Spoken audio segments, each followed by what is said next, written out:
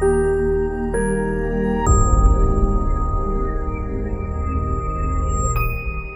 ఏంటి అంటే మీరు ఇప్పుడు సింగర్గా ప్రొఫెషనల్గా సింగింగ్ మ్యూజిక్ అనే వృత్తిని ఎంచుకున్న తర్వాత ఇప్పుడు అది కాకుండా ఇంకేదైనా చేస్తున్నారు అంటే ఈ సింగింగ్కి వచ్చిన తర్వాత అంటే I mean to ask you అంటే ఇది ఓకే సఫిషియెంట్గా ఉంది అనిపించిందా మీకు అంటే సింగర్గా నేను వచ్చిన తర్వాత ఈ జర్నీ తెలిసి స్టార్టింగ్లోనే ఒక 50% అర్థమైపోయింది. సో ఇది మనల్ని తీసుకెళ్తే ఓవర్ నైట్ స్టార్ని చేస్తుంది, లేదంటే కొన్ని సంవత్సరాల పాటు లాక్కెళ్ళిపోతుంది మనల్ని, మనం వెయిట్ చేయాలి అని. అప్పుడు ఏం చేశానంటే, సో నాకున్న స్కిల్స్ వాయిస్తో పాటు మన వాయిస్కి ఉన్న టాలెంట్కి ఇంకా ఏవి చేయొచ్చు అనేది I started working the channels. So ఛానల్స్లో వర్క్ చేయడం అనేది ప్రోగ్రామ్ వైపు స్క్రిప్ట్ రైటింగ్ ఇట్లాగా, అంటే మనం బ్రెడ్ అండ్ బటర్ కోసం. సో ఇది వెంటనే డబ్బులు చేశారు ఛానల్స్. సో ఛానల్స్లో నేను మా టీవీలో, అంటే ఫస్ట్ నేను ఛానల్ స్టార్ట్ చేసింది న్యూస్ నుంచి స్టార్ట్ చేశాను సార్. న్యూస్లో వాయిస్ ఓవర్స్. ఇదివరకు ఫస్ట్ సీ న్యూస్ అనే ఛానల్ ఉండదు హైదరాబాద్లో. It's cable network see news. ఆ తర్వాత దాన్ని మళ్ళీ సి ఛానల్ వాళ్ళు టేక్ ఓవర్ చేసుకున్నారు. సో అక్కడ న్యూస్ పాపులర్ ఛానల్ అని ఉండేది, దాంట్లో నెమ్మదిగా రిపోర్టింగ్, అంటే ఈ పక్కన ఇలా ఈయన దగ్గరికి వెళ్తూ అక్కడెక్కడ చేసుకుంటూ, సో రిపోర్టింగ్. ఆ రిపోర్టింగ్ తర్వాత నెమ్మది అయిపోయిన తర్వాత వాయిస్ ఓవర్లు ఎవరంటే, నువ్వే చదివేసామ్మా, కొంచెం వాయిస్ బాగానే ఉంది సింగర్ కదా అని, అలాగ వాయిస్ ఓవర్స్.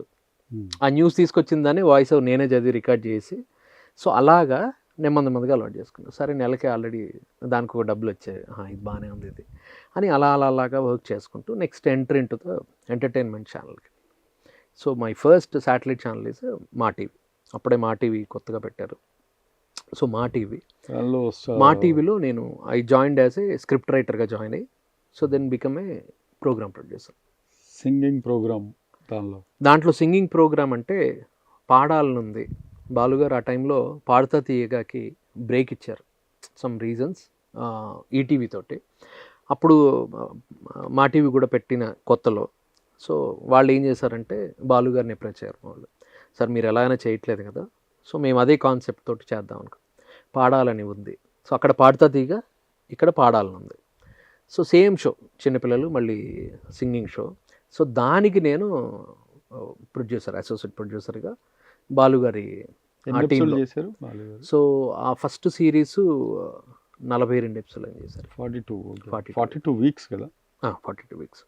ఎలా ఉండేదండి? సో దాంట్లో ఏంటంటే నా రోల్ ఫస్ట్ నుంచి ఎలా స్టార్ట్ అయ్యేది, షో డైరెక్టర్ ఏమో శాస్త్రి గారు, ఇంకా ఆయనకి రెగ్యులర్ పాడుతా తీగ టీంలోన. సో ఛానల్ నుంచి నేను వర్క్ చేయడం. సో నా వర్క్ అంతా రోల్ అంతా ఏంటంటే, ఎన్నో క్యాసెట్స్ వస్తుండేవి షోకి. ఆ క్యాసెట్స్ అన్నీ తీసి దాంట్లోంచి బేసిక్ స్క్రూట్నీ చేసి విని, కొన్ని బస్తాలు క్యాసెట్లు వచ్చాయి ఛానల్కి. సో వాటిలన్నింటినీ తీసి విని, నేను రామాచారి గారు ఇద్దరు, సో వాళ్ళ ఇంట్లో కూర్చుని క్యాసెట్స్ అన్నీ తీసి విని, ఇది బాగుంది ఓకే అంటే బాలుగారికి ఇవ్వడానికి, అంటే ఈ స్క్రూట్నీ చేసి బాలుగారికి ఇచ్చే పని మాది అనమాట. ఇవన్నీ తీసి ఆయనకి ఇచ్చి అక్కడి నుంచి సో ఒక్కొక్కళ్ళని స్క్రూట్నీ చేసి నెమ్మదిగా. సో ఆ విధంగా ఆ ప్రోగ్రాంలో బాలుగారితో అంటే ఎన్నో అనమాట. ఇంకా బాలుగారు ఆయన యాంకర్. సో ఆయన మీరు కూడా సింగర్ అని బాలుగారికి తెలుసా, లేకపోతే చెప్పే అంటే బాలుగారికి చెప్పే ప్రయత్నం రాలేదండి. యాక్చువల్గా పాడాలన్నందుకు ముందే నేను పాడుతా తీగలో పాడుతా తీయగలో. సో మేమందరం ఎవరు ఉషా గుర్తుపడతారు కదా అంటే ఆ టైంలో చాలా సంవత్సరాలు అయిపోయిందండి. ఎందుకంటే నేను హైదరాబాద్కి వచ్చిన కొత్తలో, అంటే నేను డిగ్రీ ఫస్ట్ ఇయర్ చేస్తున్న టైంలో, మీరు చేస్తున్న టైంలో సునీత గారు కాదనుకుంటా, కాదండి, చేస్తున్న టైంలో పాడుతా తీగలో పాడాను. సో అన్ఫార్చునేట్ ఏంటంటే, సో ఒక ఎపిసోడ్ పాడి విజయం వేరు స్వర్గం అన్నట్టు ఇలా వెనక్కి వస్తాను అనమాట. అంటే సమ్ డిఫరెంట్ రీజన్స్ అక్కడ. వాళ్ళు ఎవరో ఆ రోజుకు రావాల్సిన ప్రోగ్రాంకి రావాల్సిన ఒక పార్టిసిపెంట్ రాకపోవడం వల్ల నన్ను స్టాండ్ బైగా తీసుకున్నారు. I don't have any practice. Already ఇంకో 4 సింగర్స్ ఉండేవాళ్ళు ప్రతి ఎపిసోడ్కి, 2 అమ్మాయిలు 2 అబ్బాయిలు. సో నన్ను సడన్గా పిలిపించారనమాట. బాబు హైదరాబాద్లో ఉన్నావు, నువ్వు వెంటనే దగ్గర సారథి స్టూడియోస్కి దగ్గరలో ఎవరు ఉంటారంటే మహేష్ అనే అబ్బాయి ఉన్నాడు, సార్ పిలిపించండి అని ఎపిసోడ్లు పెట్టేశారు నన్ను పాడుతా తీయగాకి. సో నేనేం ప్రిపేర్ అవ్వలేదు సార్ అంటే, ఏం కదమ్మా నీకు వచ్చిన పాటలు ఏవో చెప్పాను కానీ ఓ లిస్ట్లో 10 పాటలు రాసుకున్నాను. సరే ఏవుది అనగానే ఓకే ఇవి ఓకే, ఈ పాటలు ఓకే. ఎవరండి సెలక్షన్? ఆయన బాలుగారు. బాలుగారు కదండి, అప్పుడు సెలక్షన్ టీం వేరేగా ఉండేవాళ్ళు. ఓకే. సో ఆర్కెస్ట్రాలోకి వెళ్ళిన తర్వాత ఆ ప్రోగ్రామ్ ఈటీవీలో ఆ ప్రోగ్రామ్ చేసేవాళ్ళు. ఆ టైంలో ఎలా ఉంటుంది మనకి, డిగ్రీ ఫస్ట్ ఇయర్ అంటే కొత్తగా పాటలు పాడదామని వెళ్ళినప్పుడు మనం నో అన్నాం అనుకోండి, మళ్ళీ పిలవరేమో తర్వాత, ఇప్పుడు నేను రానంటే పిలవరేమో, సార్ నేను ప్రాక్టీస్ చేయలేదంటే, సర్లే ఏదో ఒకటి వెళ్దాంలే అని దైవాధీనం అనుకుని వెళ్ళాను. బట్ అన్ఫార్చునేట్ ఏంటంటే అక్కడ దాంట్లో నేను ఫస్ట్ ఎపిసోడ్కి ఎలిమినేట్ అయిపోయాను. అక్కడ తెలిసిన ఒక ఒక థింగ్ ఏంటంటే, ఏదైనా కాంపిటీషన్కి వెళ్తే మనం తరవుగా ప్రిపేర్డ్గా వెళ్ళాలి.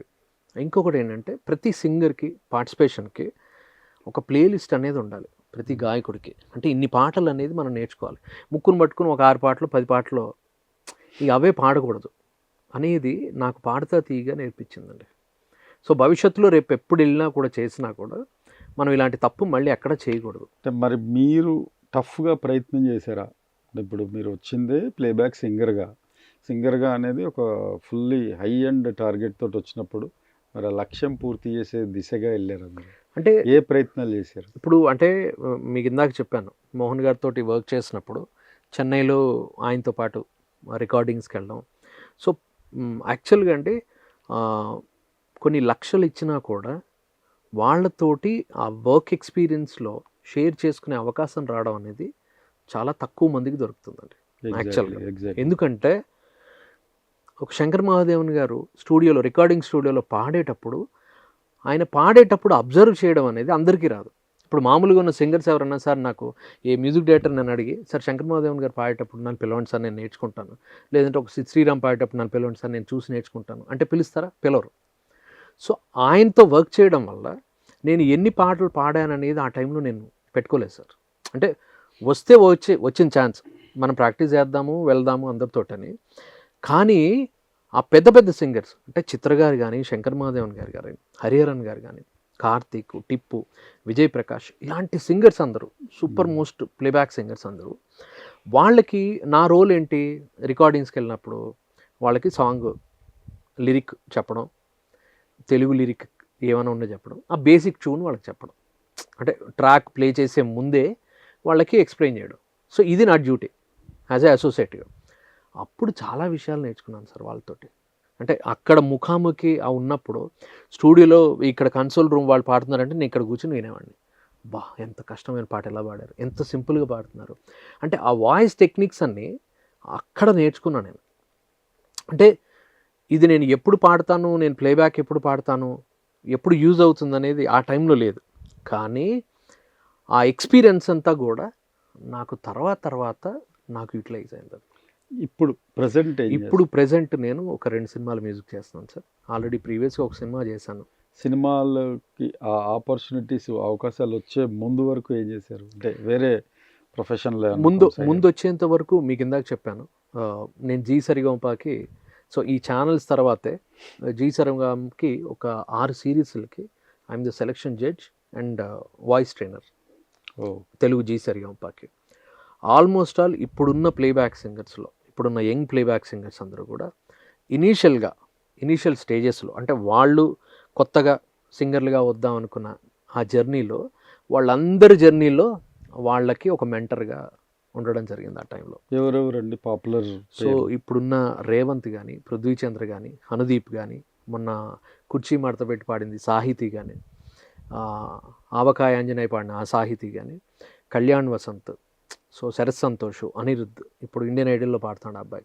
సో ఇలాంటి సింగర్స్ అందరూ కూడా, సత్యయామిని బాహుబలిలో పాడింది అమ్మాయి, భువనకృతి, సో ఇలాంటి చాలామంది సింగర్స్ వాళ్ళందరికీ కూడా ఇనీషియల్గా కాంపిటీషన్కి ఎలాంటి పాటలు పాడాలి, ఏది పడితే అది పాడితే నడవదు. ఆర్కెస్ట్రాల్లోనూ షోస్లో పాడే పాటలు కొన్ని పాడచ్చు, కాంపిటీషన్లో పాడడానికి స్టఫ్ ఉన్న పాటలు కావాలి అనేది వాళ్ళకి ప్లేలిస్ట్ అనేది జీ సరిగమపాలో అలవాటు చేశారు.